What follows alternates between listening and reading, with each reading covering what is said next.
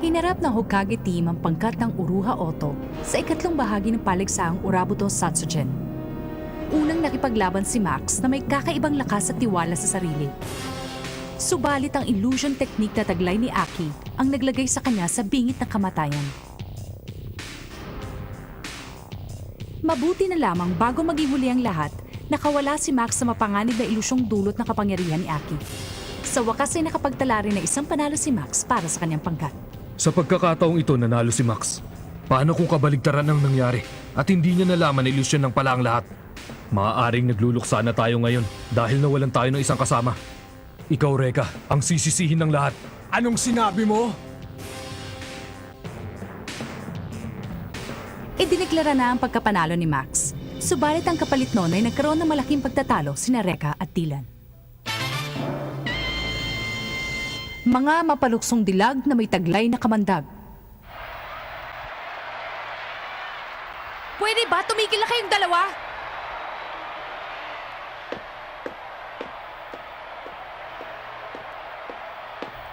Ako na ngayon ang lalaban. Patawarin mo ko, Ate Naomi. Hindi ko... Magpahinga ka muna. Pagbabayaran nila naman ang ginawa nila. Miki, dudurugin natin ang Hokage sa pinakamabisang paraan na alam natin. Apa! Mga kaibigan, ang dalawang kasapi ng Uruha Oto ay sabay ngayong umakyat sa arena. Ano kayang balak nilang gawin? Demi, ano bang ginagawa mo dyan? Kung announcer, ikaw nang nahabol sa laban, ha, Tanya? Sandali lang, babalik ako agad! Lagi mo na ako iniiwan eh. Ipinakikilala ko si Miss Kagero, isang eksperto sa larangan ng mga mahiwagang sandata. Bumati ka naman! Magandang araw sa inyong lahat. Reka Hanabishi, bakit hindi pa natin tapusin ang lahat sa susunod na laban? Kaming dalawa ni Miki laban sa inyong dalawa ni Dylan Mikagami sa isang double bout. Huh? Ano ka mo? Double bed? Mga kaibigan, mukhang nalito na lang gusto si Reka Hanabishi. Ang ibig sabihin ng double bag at dalawang pares ang sabay na maglalaban. Reka, ihanda mo na ang iyong sarili sa mangyayari. Huwag na tayong magaksaya pa ng oras. Uusad sa susunod na bahagi ang mananalo sa labang ito. Kung magiging tabla ang laban natin, kayo pa rin ang panalo dahil may isa na kayong panalo. Bakit kaming dalawang gusto mong labanan? Sa pagkakaalam ko, kayong dalawa ang nangunguna at pumapangalawa sa inyong pangkat. Nagpapatawa ka ba? Ako nga ang nangunguna sa aming pangkat, pero yung si Dylan mga pang-100 na yata. Kailanman ay hindi ko naging ugali ang lumaban ng may kasama. Lalo na kung ang makakasama ko ay mapuro lang utak. Sino mapuro lang utak? Ang hangal ay hangal, kahit ano pang itawag mo. Bawiin mo nga ang sinabi mo. Masama na ito. Kanina lang yung nag-aaway sila dahil kay Max Domon. Ngayon nagtatalo sila sa kakayahan ng bawat isa. Ang estilo ng kanilang pakikipaglaban ay magkaibang-magkaiba, pati na rin ang kanilang mga ugali. Kaya hindi natin maiiwasan na palagi sila magtalo sa lahat ng bagay. Kung ganon, pinili niyong huwag tanggapin ang aking hamon. At alam ko kung bakit. Dahil kahit na matalo kayong dalawa, mananalo naman si Ira nang hindi lumalaban dahil tatatlo lang kami. Maaaring manalo kayo na may isang talo at dalawang panalo. Kung ganon, mas malakas at mas matapang pala kaming mga babae. Simulan mo na, Miki. Pero huwag mo masyadong gagalingan. Alam mo namang talunan ng iyong makakalaban. Apo, Ate Naomi. Sandali lang! Hindi ako papayag na insultuhan mo kami ng gano'n na lang. Double bout na kung double bout. Pero pagkatapos ng labang ito, double buko lang aabutin nyo. Hindi kita pinahihintulutang umakyat, Reka. Eh di bumaba ka, ako nang bahala sa kanila. At wag na wag kang makikialam sa akin. Linya ko yan. Kung ayaw mong bumaba, umupo ka na lang sa isang tabi at manahimik. Kayang-kaya ko na ito. Hindi ko kailangan ng pakikialam mo. Hindi kita yaya, kaya wag mo akong paunahan. Sa palagay ko po ay tinanggap na ng Hokage team ang hamon ni Naomi. Gaya ng napagkasunduan ng dalawang pangkat, ang labang ito ay magaganap ng dalawa sa dalawa. Double bout! Para sa Uruha Oto, sina Naomi at Miki. At sa Hokage, sina Reka Hanabishi at Dylan Mikagami. Hanggang ngayon ba naman, nag-iislaman pa rin ang dalawang yan? Hindi ito ang lugar at panahon para kayo mag-away. Si Reka at si Dylan. At ngayon, ang unang double bout balik sa unang putos sa oxygen! Hindi ko kailangan ng tulong mo, Reka. Tumahimik ka. Hindi ko ang pinuno dito. Simulan na! Mickey, apa,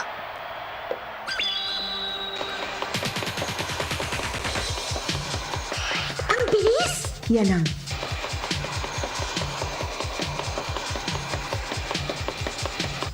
Mahiwagang idaten. Kapag inilagay ito sa kanyang mga dugtong, makakaya niyang gumalaw ng kasing bilis ng hangin.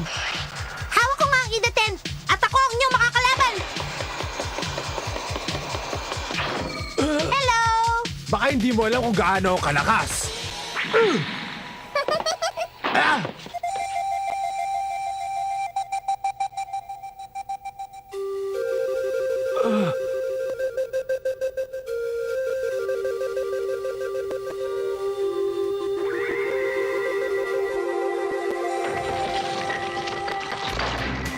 ang panimula.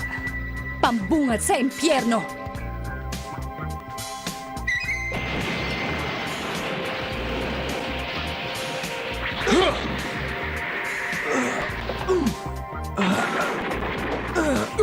Huwag kang humarang sa dadaanan ko! Ikaw ang humaharang sa dadaanan ko. Nakita mo yan, Saicho? Tumugtog lamang siya sa kanyang plauta. Nasira na agad ang arena. Pero bakit? Bakit sumabog ang arena na tumugtog siya sa kanyang plauta? Ang kanyang mahiwagang sandata ay ang Fukyo Waon.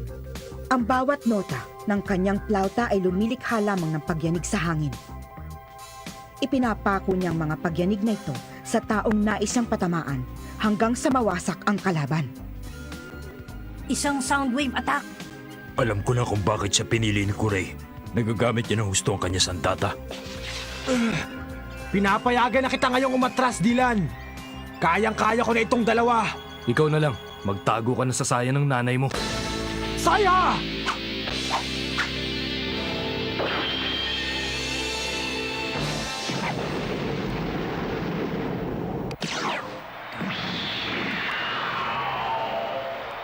Hindi ako papayag na gawin mo uli sa amin ang ginawa mo kanina!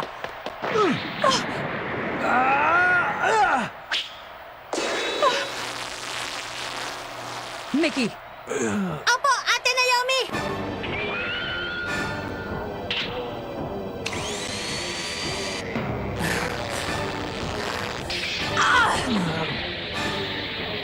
Quartet!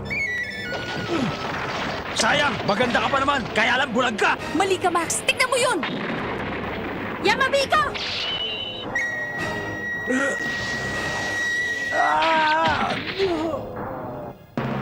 Teka!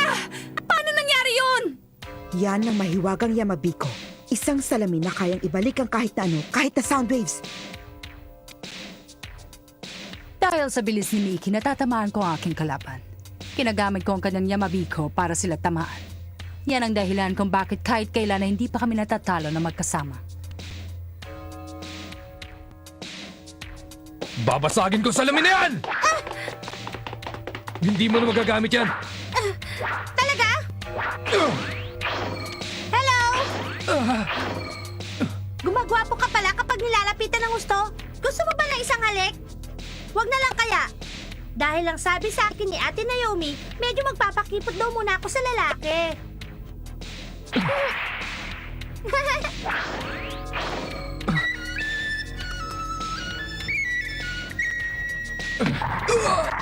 Bye-bye, Dylan! Kanina ka pa, Dylan, ha? Hindi ba dapat ikaw ang mas mabilis sa ating dalawa? Masyado ka kasing maingay kaya hindi ako makatira. Kanina pa ako napipigon sa'yo, ha? Kanina pa nag-aaway si Reka at Dylan. Makakasamayan sa kanilang pangkat. Mag-uuntugin ko kayong dalawa pag hindi kayo tumigil! Nasa kabilang kalaban nyo!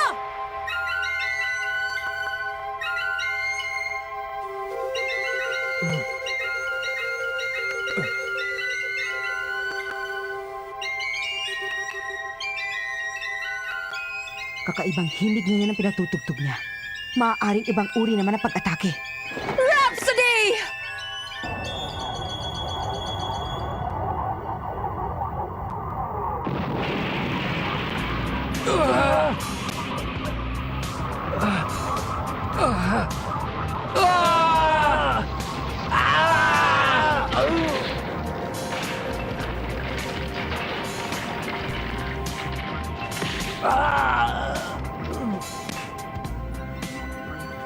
Rhapsody second verse. Sa ilalim ng malamig na libingan,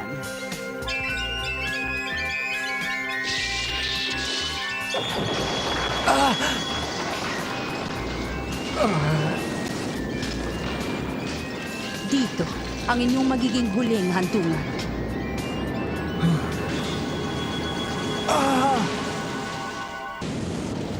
Hindi ko may galaw ang aking katawan! Tatamaan sila ng mga bato!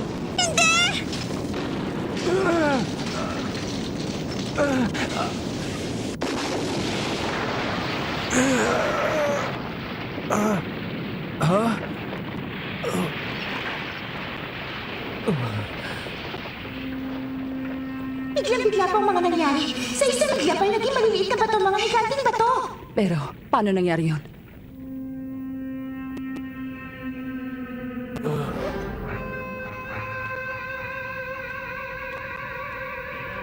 Si Max!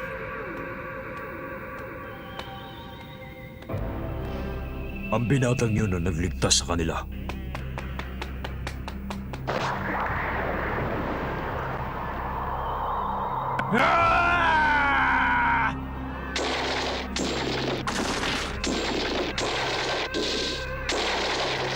Kahanga-hanga ay pinakita niya sa araw-araw.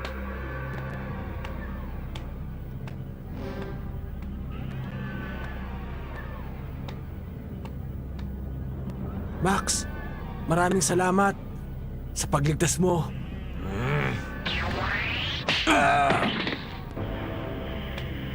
Max!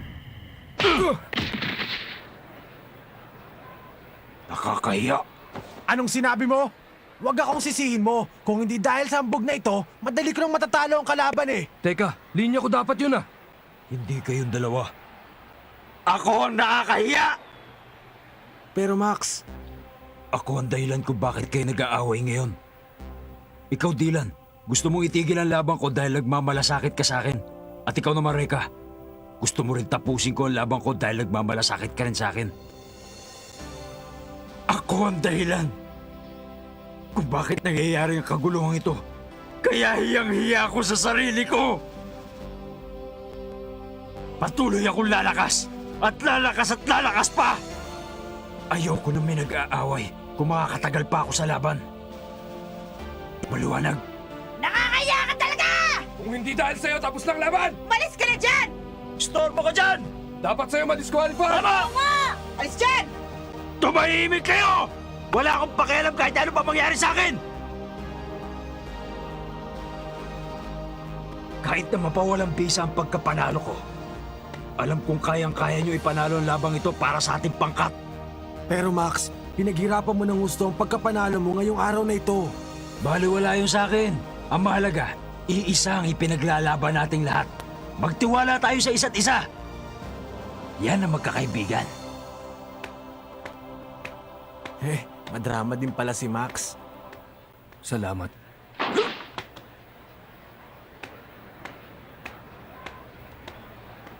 Ang naunang laban ni Max ay wala ng bisa ngayon dahil sa ginawa niyang pagtulong kina Reka, Hanabishi at Dylan Kagami. Seryoso ka ba? Mukha ba ako nagbibiro? Sana nga eh.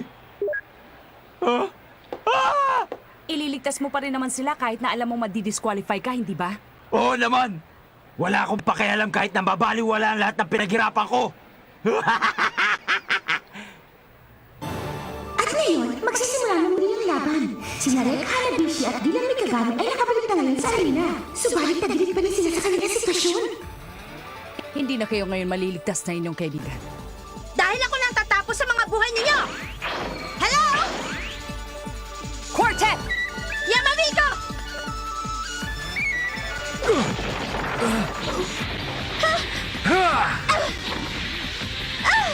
Quartet! Saya! Engine!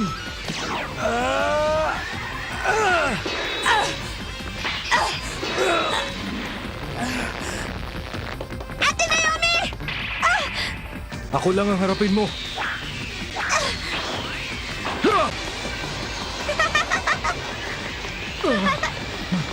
Huli ka!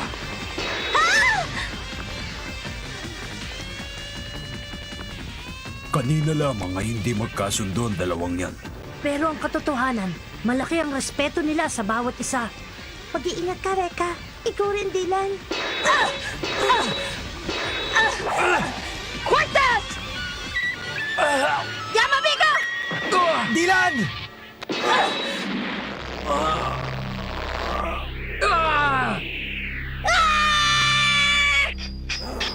Kailangan na kita ngayon, Nadare! Sinong tinatakot mo? Alam ko na hindi mo kayang tawagin ang isa mo pang Flame Dragon habang ginagamit mo ang isa pa! Ngayon na, Nadare! Danen! Hindi maaari! Nagawa ko rin! Yeah!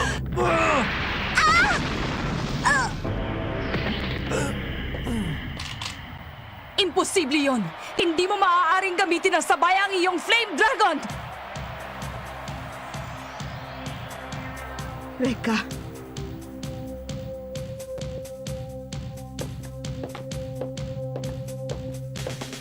Tingnan mo sila, Max! Sabay silang lalaban! Hindi pa tapos ang laban, mga hambog! Ito naman ang subukan nyo! Fugue! Ako ang titirahin niya.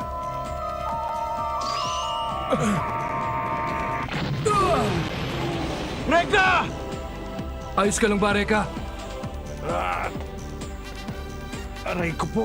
Okay lang ako. Ito ang kabayaran sa ginawa kong kalokohan. Hindi lang sa'yo, kundi sa ating lahat. Tatalunin natin sila. Ayos na! Heto na kami, Naomi. Kami naman, ngayon.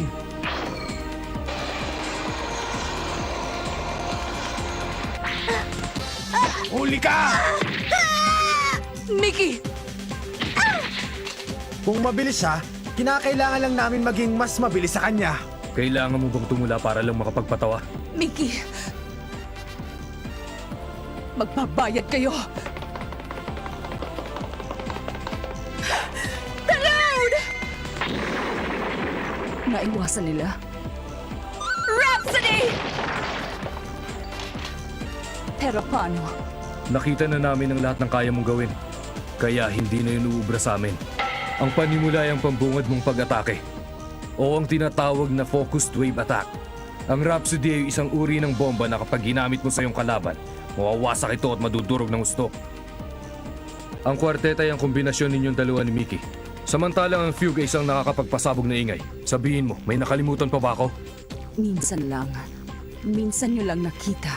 Memoryado nyo na agad ang aking mga tira. Nagkamali ako ng pagkusga sa kanila. Ate Naomi, hindi tayo mananalo sa kanila. Sumuko na tayo. Tapos na ang laban! Oo nga, wala na makakatalo pa sa dalawang ito. Bakit hindi mo pakinggan ang sinasabi ng kasama mo? Sumuko. Hinding-hindi mo ako mapapasuko. Ako si Naomi ng Uruha Jushinshu. Inalis ko na sa bokabularyo ko ang salitang sumuko. Dylan, tingnan mo yun. Hindi ko kayo maaaring buhayin. Dahil alam kong kayo magpapahamak kay Master Corey. Hindi maaaring magpatuloy ang mga taong magpapahamak sa kanya. Kahit naibuwis ko pa ang aking buhay. Ate Naomi, wag! Parang awa mo na. Wag mong gamitin yan. Ipagtanggol si Master Corey. Yan ang aking misyon bilang kasapi ng Uruha Jushinshu. paano kung ang teknik na yun ang... Mag-isa kong tatapusin yun. Lahat ng aking kapangyarihan ay binuhos ko na sa aking maywagang sandata. Tatapusin ko kayong lahat! Ha? Sandali! Ha? Imposible yun! Ang musikang kumikitil sa buhay ng mga naniniwala.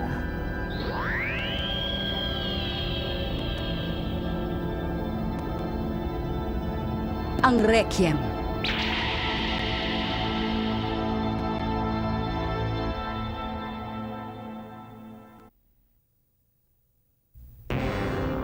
Sa ikatlong bahagi ng paligsaang Uraputo Satsugen, nagkaroon ng double bout.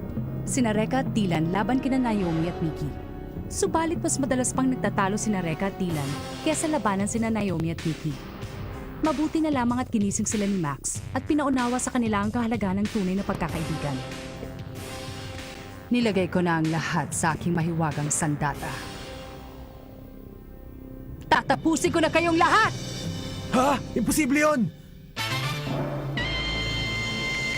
Sinumpang alab. ang pinagmulan ni Kurenai.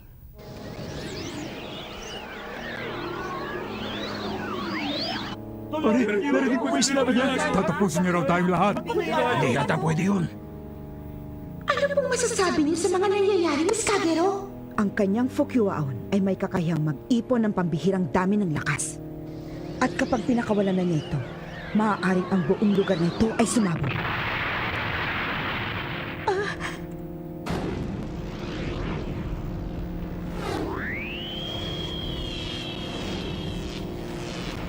Hindi mo pwedeng gawin yan!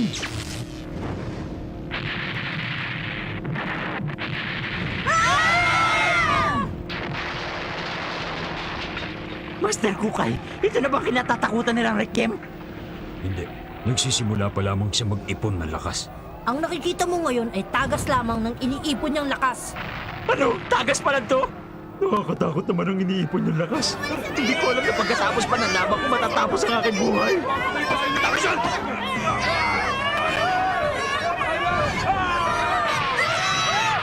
Ay! Bumalik kayo dito! Hindi niyo ba kayo sasama sa pagtakas niyo?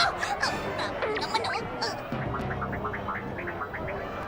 Ang gusto mo lang pala iligtas ang sarili mo eh. Tinatakwan na kita!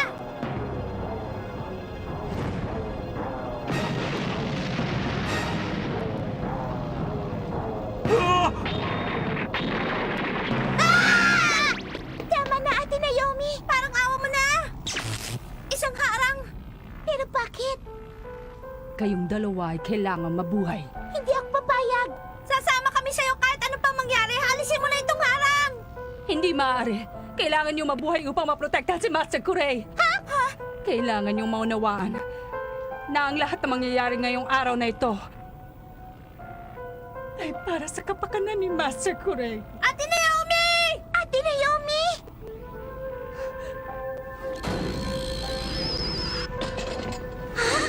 Sa ngayon ang lahat ng nabusang palabas ng studio ay nakasara. Wala nang paraan para makalabas pa ito. Ano na kayang mangyayari sa ating mga naandirito ngayon? Siguro naman, Ira, alam mo na mangyayari sa atin kapag hindi tayo tumakas dito. Magtiwala ka naman! Alam kong kayang-kaya nila itong lusutan. Reka, tinatanggap ko na ngayon na ikaw nga ay kadugo ni Master Kurei. Dahil napilit mo akong gamitin ang kapangyarihan kong ito. Hindi ako makapapayag na saktan mo ang aking master!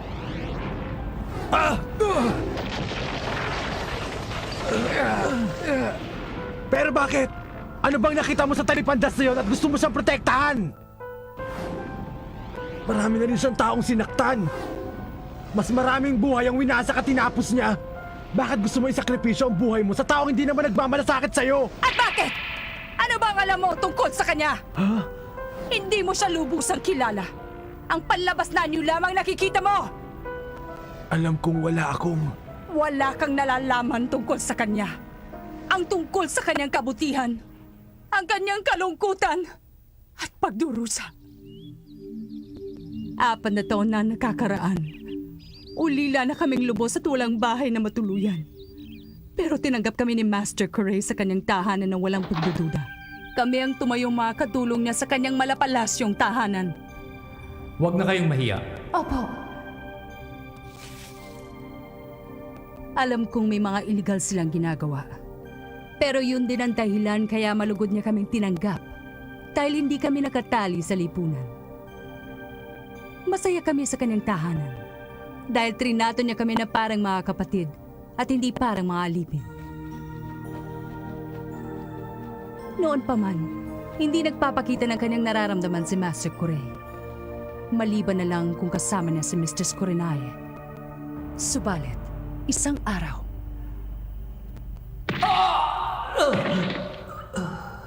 Makinig ka sa akin, Kurei.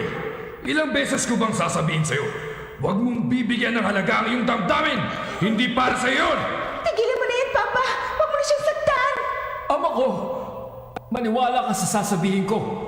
Ako si Kurei at matagal ko nang inalis ang aking damdamin. Sinungaling!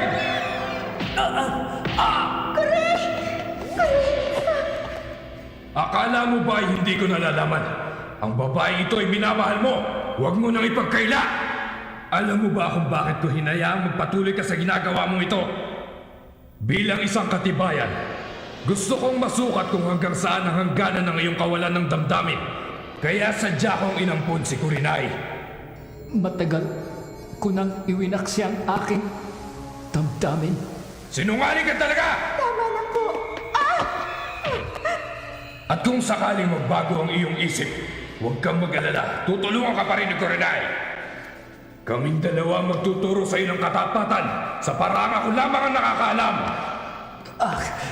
Alam mo ba kung para saan ito? Ito ang dahilan kung bakit hindi ka maaaring sumalungat sa aking mga kagustuhan. Mayroon din akong itinanim sa loob ng katawan ni Kurinai. Sana'y magsilbing leksyon sa iyo ito at hindi na muling sumuway pa sa akin.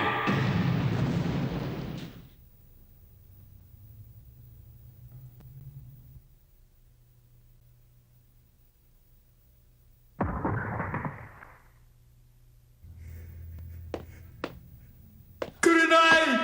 Kuray, ang tanging hiling ko lang ay magkasama tayo habang buhay.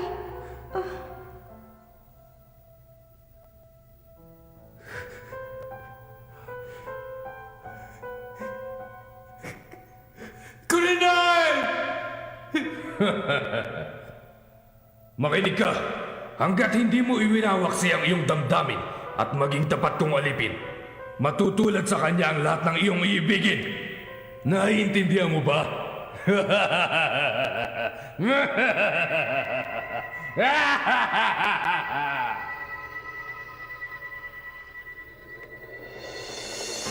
Ano yan?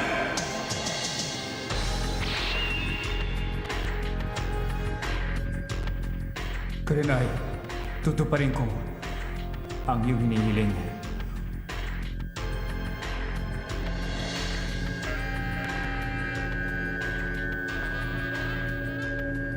Magsasama tayo habang buhay.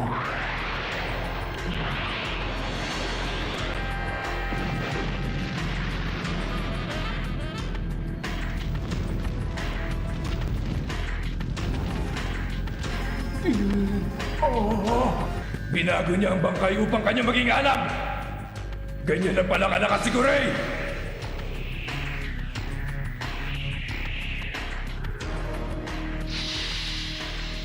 Huwag ka mag-alala. Magsasama na tayo habang buhay.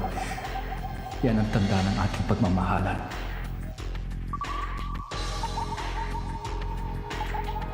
Master Kuray, Mistress Kurenai, mula nung naging kasapi na ako ng Uruha Jushinshu upang makipaglaban para kay Master Kuray. Isinumpa ko makikipaglaban para sa isang taong patuloy na nagdurusa.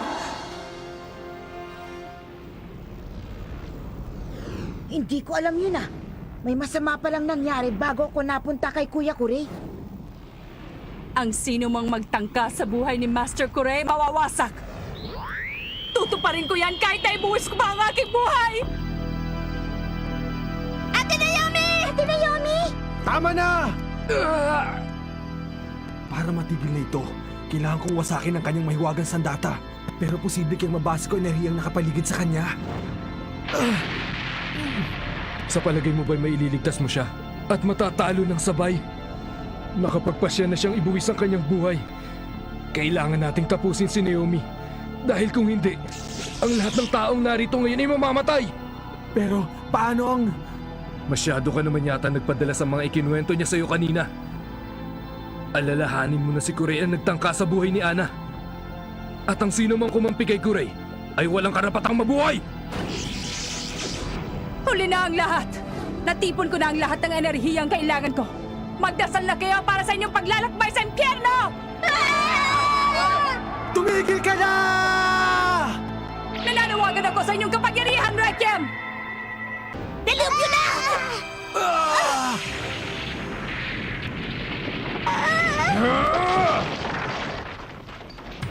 Salamat, Kukay.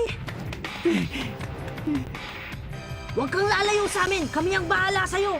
Salamat, Saicho. Huwag ka mag-alala. Hindi ka namin pababayaan. Magsipaganda kayo lahat! Opo. Asar, hindi ko pwedeng gamitin si Saiha. Kapag si Nada rin naman o si Humura, Sasabog lang ang bola ng enerhiya ni Naomi. Pero paano kung siya lang ang tangi kong pag-asa? Reka, Hayaan mo munang ako, Dylan.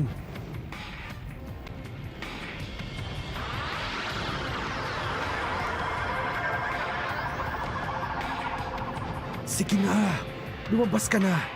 Alam ko naman na kayang-kaya mo kong tulungan dito eh.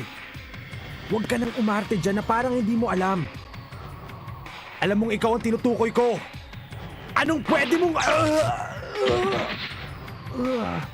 Sa taglay mong kapangyarihan, si Naomi at lahat ng narito ay maliligtas.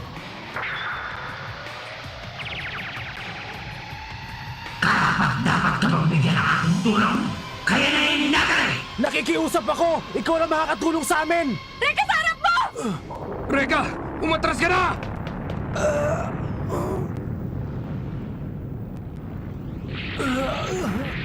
Gusto mo ba talaga mamatay, Reka? Hanggat hindi mo ako tinutulungan, hindi ako gagalaw! Hindi! Ano? Teka! Tama ka na, Reka. Ako naman! Yomon Ken Ogi, Shuraramai, Dancing Icicles!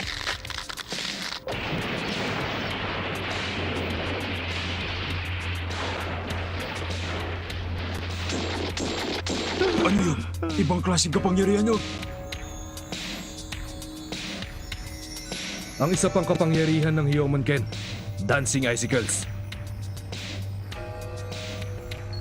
Ginamit ng aking Ensue yung tubig na nanggagaling sa ilalim ng lupa. At ginagawa itong icicles upang atakihin ng kalaban. Ang mga icicles na lumalabas mula sa ilalim ng lupa ay muling lumilikha ng mas maraming icicles gamit naman ang moisture ng hangin.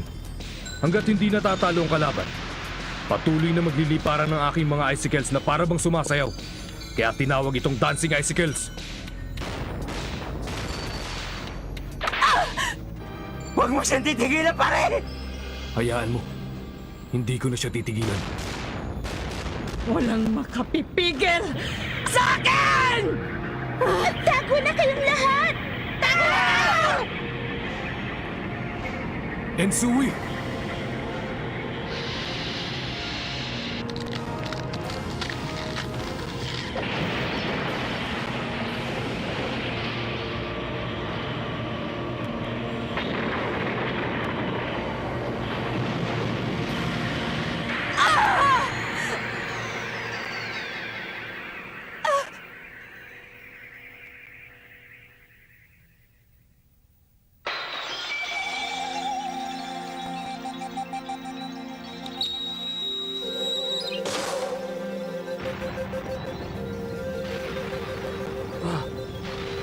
Ano ba talagang nangyari?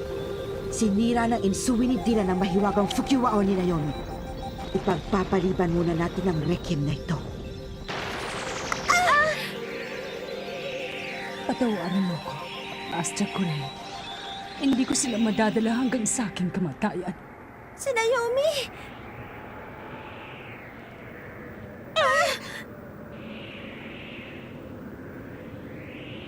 Naomi! Hindi ako nagpunta dito para lang pumatay ng kapwa ko. Hindi ako makapapayag. Hindi ba siyang nilalang na nagtangkang ubusin tayo lahat kanina? Masisisi mo ba kung ipaglaban ng taong kanyang mga pinaniniwalaan? Hangal kang talaga!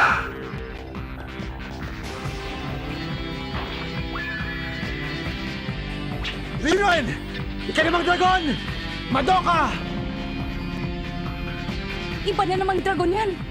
Yan ang kanyang ikalimang dragon. Tulungan mo siya, Madoka! Huli na ang lahat. Kahit na ano pang gawin niya, hindi na niya maililigtas pa si Naomi. Makakaya niya. Dahil siya ang... Ako ang hari ng mga salabit at kahit sila wala makakalusot dito! Hindi!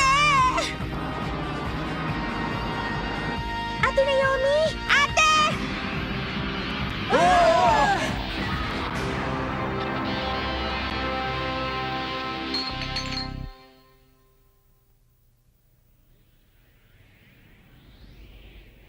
Teka, yan bang...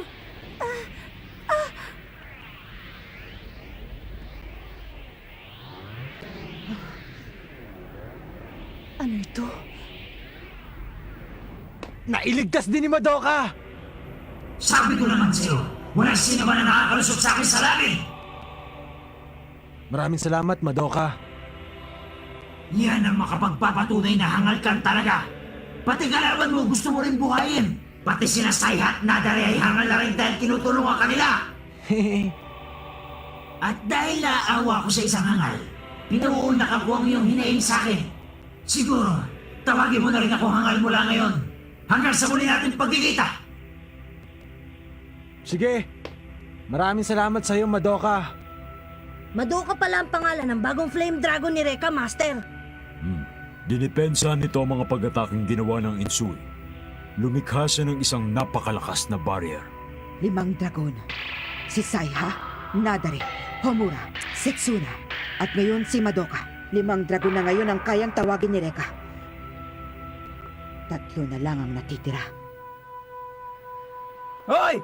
Hindi na dyan ang mga mata nyo! Tapos na ang laban! Ano ba ang nangyari? Ano pa tayo? Buhay pa tayo! Yay! Yay! Buhay pa tayo! Sa sobrang takot ngayon lang niya nalaman na buhay pa pala siya. Bakit mo ako'y niligtas? Pinuhay mo ba ako para pasanin ang aking kahihiyan? Hindi ako ganon. Wala ka naman palang utang na loob eh. Mana ka talaga sa amo mong si Kurei. Niligtas kita dahil iiyakan ka lang ng mga kasama mo kapag nawala ka. Ayokong may umiiyak.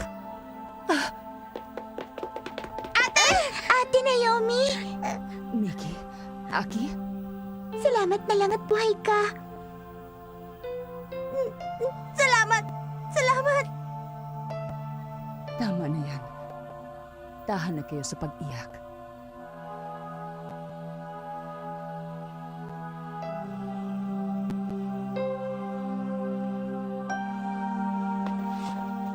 Teka, sandali lang. Hindi pa rin tapos ang laban. Wala pa rin nananalo. Tapos na ang laban. Nang masira ang aking mahiwagang Fukiwao, natalo na rin ang aming pangkat. Panalo ang Hokage. Mga kaibigan, umamin na sa kanilang pagkatalong pangkat ni Naomi? Tapos na ang laban! Dahil sa pagsuko ni Miki at Naomi, ang nanalo, sina Reka Hanabishi at Dylan Mikagami! Kung ganon, papasok na ang Hokage team sa quarterfinals!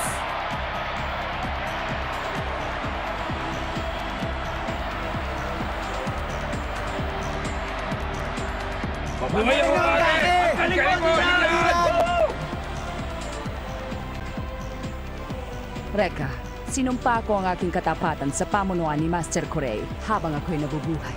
At kahit na iniligtas mo ako ngayon, tatapusin pa rin kita kapag yon ang nais ng aking master. Baliw ka pala eh! Oo ba? Ate Naomi! Pero tanggapin mo muna ngayon ang aking pasasalamat.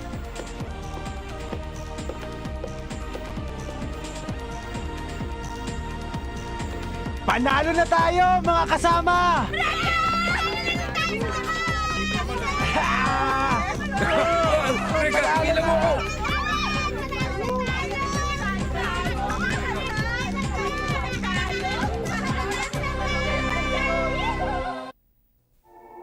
Si Augustus Mori, isa sa pinakamayaman at pinakatanyag na tao sa buong mundo. Nag-aambisyong makamit ang buhay na walang kamatayan. Naniniwala siyang nasa katauhan ni Ana Yanagi ang susi sa buhay na yon. Upang mapasa kanya ang manggagamot, isinagawa niya ang paligsahang Urabuto Satsuje. Sa paligsahang ito, hinihingian ang mga kalahok na isang donasyong ibibigay sa sandaling sila ay matalo. Ang donasyong nakataya para sa pangkat na Hokage ay si Ana Yanagi. Samantala, inatasan ni Augustus Mori si Kurei at ang buong Uruha Jushinshu na wasakin at tapusin ang pangkat na Hokage. Kaya naman sa ikalawang bahagi ng paligsahan, sinubukang nakawin ni Junjuro ang isang Flame Dragon ni Reka. Pero hindi siya nagtagumpay. Gayon din ang nangyari pagdating sa ikatlong bahagi. Si Naomi, na isa ring kasapi ng Uruha Jushinshu, ay natalo sa pinagsamang lakas ni Reka at Dylan. Maging ang huling pag-ataking ginawa ni Naomi ay nabaliwala rin.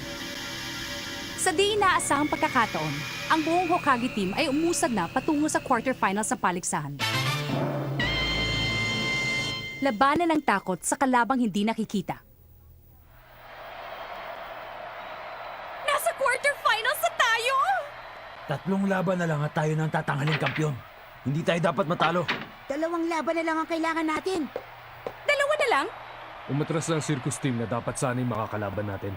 Kaya napagdesisyonan nila na ang kampiyon sa Black A ay ang Hokage team. Siguro natakot sila sa malalaki kong muscle. Malaki ang naging pinsala nila dun sa huli nilang laban. Okay, ibig sabihin mahaba ang pahinga natin. Mabuti pa bumalik ka tayo sa hotel. Sandali lang, Reka. Ha? Ang huling laban para sa Black B ay nagaganap ngayon sa loob ng arena. Panoorin natin kung paano lumaban si Brisho, na isa ring kasapi ng Uruha Jushinshu.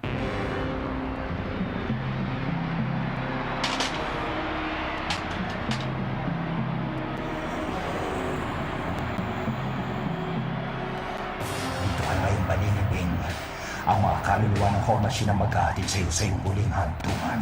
Ano ba? Tama ng daldal.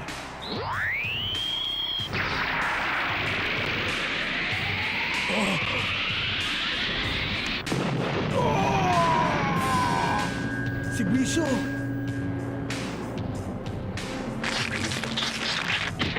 Bumagsak na si Brisho. Kaya ang nanalo sa laban ito ay walang iba kundi si Magensha.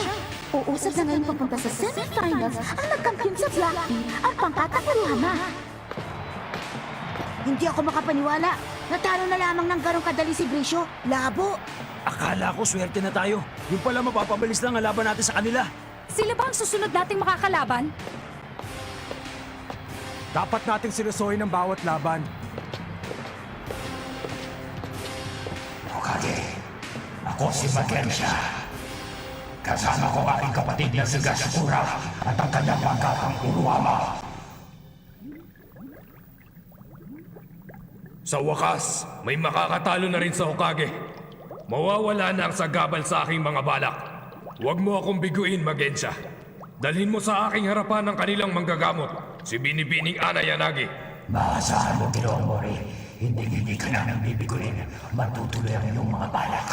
Ang alamat ng buong pangkat ng Hokage ay malapit na ring matapos.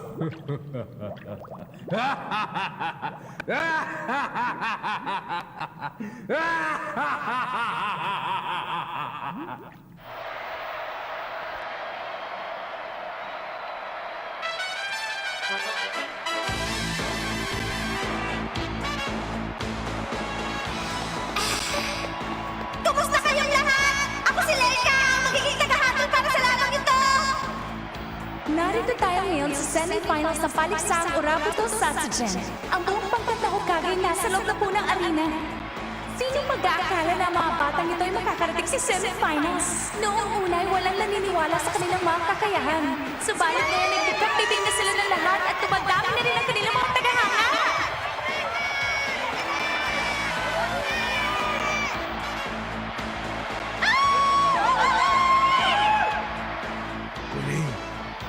Reka, malayo na rin ang narating mo. Isang panalo na lang. Sana malampasan mo ang labang ito para makaharap kita. Makakaya ko.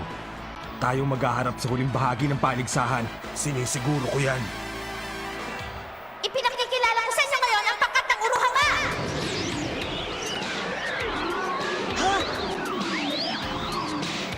Ang unang mandirigma para sa pangkat ng Uruhama ay si Tsukishiro. Ang ikalawang mandirigma, isang ninja, si Kasama.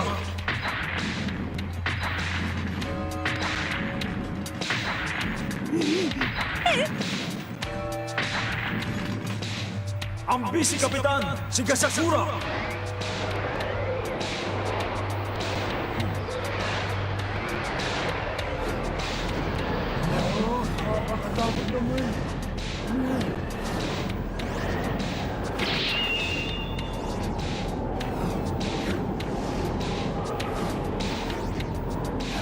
At ang kanilang kapitan, ang kagalang-galang na si Magensha. Mukhang hindi na tayo sisikatan ng araw sa mga yan! Talaga bang kailangan natin silang labanan? Nakakatakot. Talaga bang tao ang mga yan? Baka naman mula sa ibang planeta. Parado sila. Reka, baka ang ibig mo sabihin bravo. Dapat ba natakot kami sa mga pinagagagawa ninyo? Baguhin nyo naman ang mga estilo ninyo. Baka naman may bago kayo riyan. Ilabas nyo na. Marami na ako nakita bumagsak dahil sa sobrang taas ng kanilang iban, kami magpapabagsak sa kanila gaya ng gagawin namin sa inyo. Ngayon, simulan na natin ang semifinals! Ang laban sa pagitan ng Hokage at Uruhama! Sa pagkakataong ito, gagawin na natin ang elimination system. 5 laban sa 4. Ang unang maglalaban! Para sa pagkat ng Hokage, si Lord Kantogane! Ako yun! Para sa Uruhama, si Tsukishiro! Ito na siguro simula ng ating katapusan! Siguro halimaw ang isang yan! Dahil isang halimaw lang ang magtatago ng ganyan!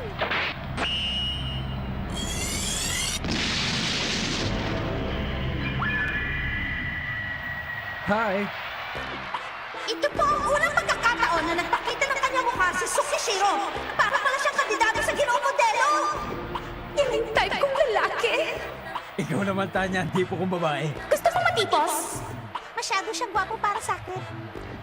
Nagsanay pa naman ako sa labang ito. Yun pala'y matatapat lang ako sa kanilang unggoy. Nakakapanghinayang naman. Ano? Sino tinawag mong ugoy? Kamukha mo kasi yung alaga ni Tarzan. Sa palagay ko naman sapat ang aking kay Getsu para makatalo sa'yo. Ha? Kakaiba ang kanyang sandata. Parang hugis boomerang. Nabigla ka ba? Ang kakaibang uri ng espadang ito ay nagmula pa sa Ethiopia at India. Ang kakayahan nito ay walang katulad sa buong mundo. Hula ko ngayon pa lang. Mananalo na ako. At hindi mo man lang ako magagalusan at mahahawakan, unggoy. Simulan na!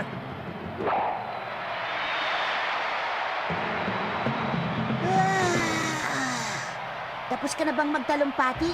Katulad ka rin pala ng iba eh. May speech muna sa simula, pagkatapos maya-maya lang eh. Luluhod na lang at magmamakaawa.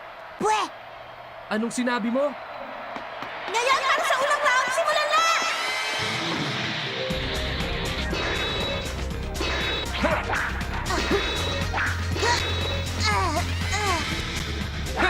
Mabilis nila!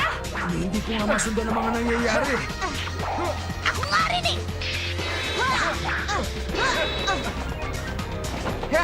Kuganaki, ikalawang anyo!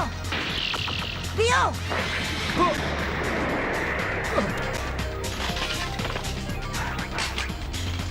May ibubuga ka rin pala. Mabilis mong nababago ang anyo ng iyong sandata. Kahit malit ako eh, wag mo akong sumulin ha. Alalahanin mo, isa pa rin akong miyembro ng Hokage Team. Baka nakakalimutan mo na, Lorcan. Dati kang kasapi ng Uruha bago ka naging Hokage. Ha? Ibig sabihin, kilala mo pala ako? Nakakahiya naman, wala akong kilala sa inyong pangkat. Hindi na ako nabibigla dahil hindi lahat ay nakakakilala sa aming pangkat. Ilan lamang sa pangkat ng Uruha ang nakakaalam tungkol sa amin. Ang buong Uruhama ay palagi ang nasa likod ng mga pangyayari. Kilala rin kami bilang Ura-Uruha. Ura-Uruha? Nang lumalago na ang organisasyon, may ilang mga suliraning nakaharap ang mga nasa pamunuan. Katulad ng mga suliraning dinulot mo, ni Janjuro at ni Lola. Ang Ura-Uruha ang tumatapos sa mga ganoong uri ng suliraning. Pasensya ka na ha. Ako ang natasang tumapos sa'yo. Sabi nila isa kang pangahas na nagtaksil sa pamunuan ni Master Kurei. Muntik na akong tamaan nun ah. Teka, sandali. Ang kay Getsu niya ay parang ika-4 na anyo ng aking Kugan-Anki, ang boomerang. Ibig sabihin... Ah! Ah!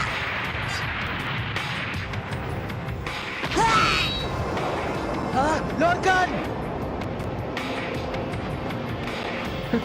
Sabi ko na nga ba hindi makakaya ng tapatan ng isang batang katulad mo ang kay Getsu ko.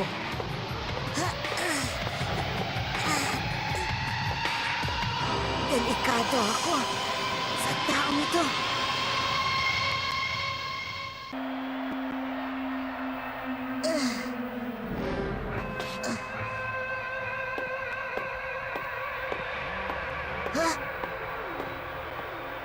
Mukhang ubos ng swerte mo, batang unggoy ah.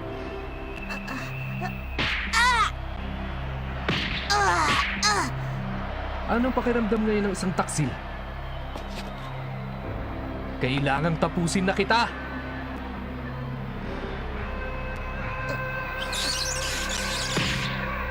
Lorcan!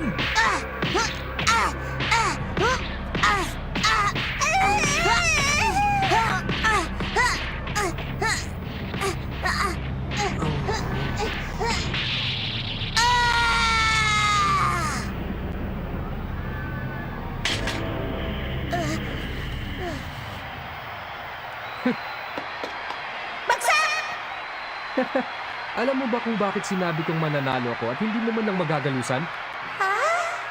Dahil ayaw na ayaw kung may sumira sa aking pinakaiingatang katangian. Ano na lang ang mangyayari sa aking magandang mukha kung magagalusan ito ng kung sino lang?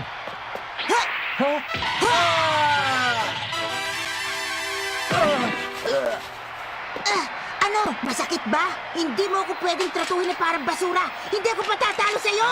Talaga. Sa bagay, bubugsarado ka na kanina pero nakuha mo pa rin tumayo. Dapat lang, ano? Dahil ilang araw ko rin pinahirapan niya si Lorcan, kaya baliwala ang mga malamnya niyang suntok.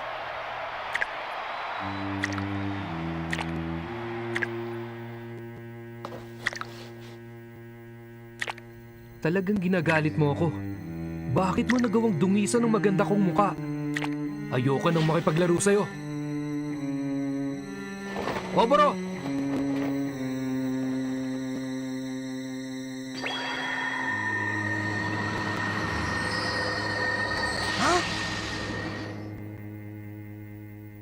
Saan naman kaya nagpunta ang hambog na yun?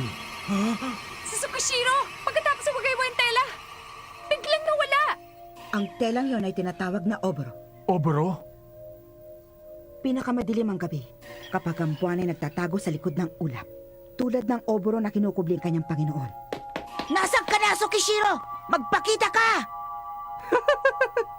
Kahit ano pang gawin mo, hinding-hindi mo ako makikita. Pero ako, kitang-kita kita. Sa madaling salita, hindi mo mapapansin kung papunta na sa'yo ang aking kay Getsu. Subukan ko kayang umatake sa harap. Hindi tama yan. Hindi pwedeng basta-basta ka nalang mawawala. Madaya ka! Lorcan! Huwag kang susuko! Tigilan mo na ang pagrereklamo! Eh ano kung hindi mo makita ang kalaban mo? Mabuti pa hanapin mo siya sa ibang paraan. Pero paano ko gagawin yun? Eh di hulaan mo. Oo nga. Kaya mo yan! Huh? Minsan gusto ko na lumipat sa kalaban. Natatakot ka ba? Kung nagpatalo ka na sana noon pa lang, edi hindi mo na nararanasang maputulan ng hininga ngayon.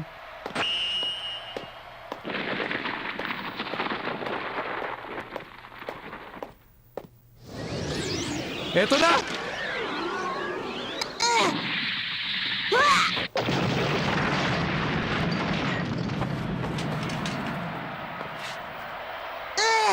Muntik-muntik ka na ako dun ah. Matalino siya dahil narinig niya ang patak ng dugo ni Tsukishiro. Pero hanggang kailan kaya siya makatatagal? Kapag nakikita mo ang isang bagay, ibig sabihin tinatamaan ito ng liwanag. Ang liwanag ang nagbibigay anyo sa bawat nakikita natin. Kapag walang liwanag, wala kang makikita. Pinapatay ng aking mahiwagang oboro ang liwanag na tumatama sa akin. Ngayon alam mo na kung paano ako nawawala.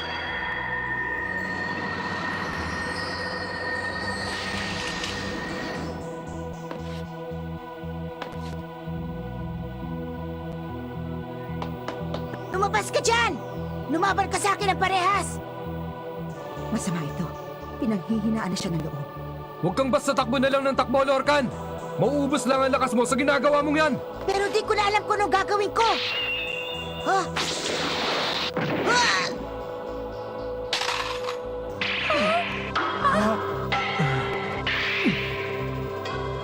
Tinamaan ako sa likod. Wala na si Lorcan!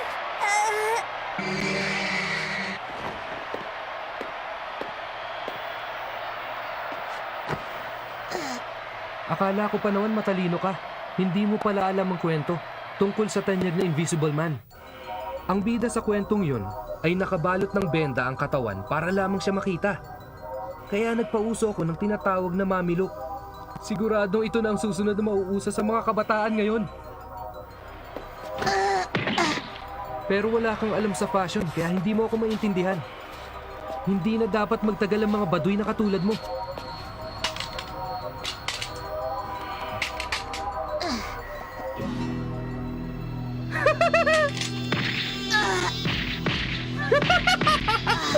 Anong problema? Masakit ba?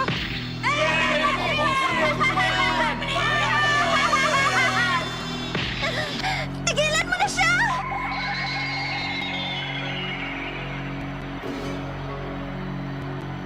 Pabayaan mo na sila. Hindi matatapos ng ganyan si Lorcan. Pero Tama si Reka, Ana. May pag-asa pa si Lorcan. Sa susunod na mawala ulit ang kalaban.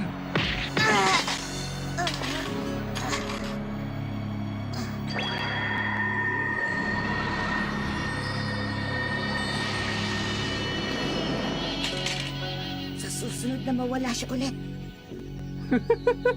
Hindi mo na ako makikita ngayon. Humanda ka, Lorcan. Sa loob ng 3 segundo ay para ka ng manananggal na mahahati sa dalawa. Pero walang buhay kang maghihiwalay. Isang bagay lang ang kailangan ko.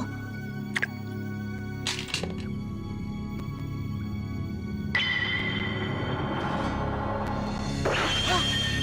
Huli ka! Alam kong nandyan ka! Ah!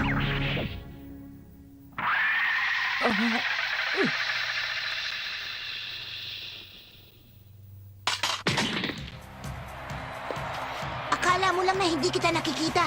Pero hindi mo ba alam na nakikita kita? Natalsi ka ng dugo kong iyong mahiwagang obro. Sinaktan mo kasi ako ng gusto, kaya ayan, nadumihan ka tuloy. Nakita ko tuloy kung nasan ka. Sandali lang! Suko na ako! Huwag mo na ako saktan! Huwag mo na sirain ang maganda ko mukha!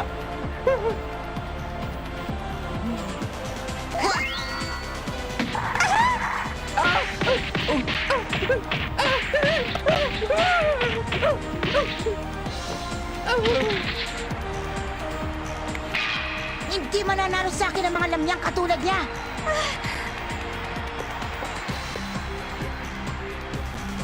Tapos na! Ang nanalo ay si...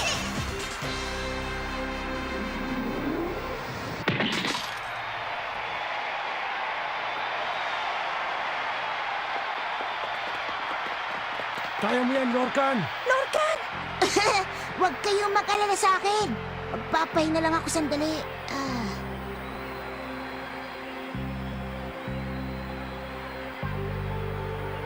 Ang hatol! Dahil hindi na makatayo ang dalawang magkatunggali, ang labang ito ay tabla! Pero alam naman natin lahat kung sinong tunay na nanalo. Congratulations!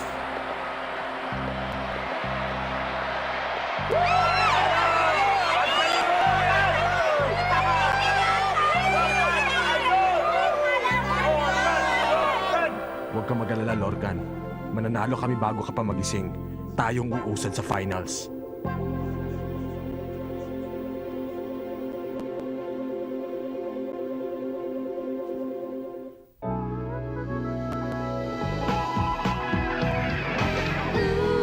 Love is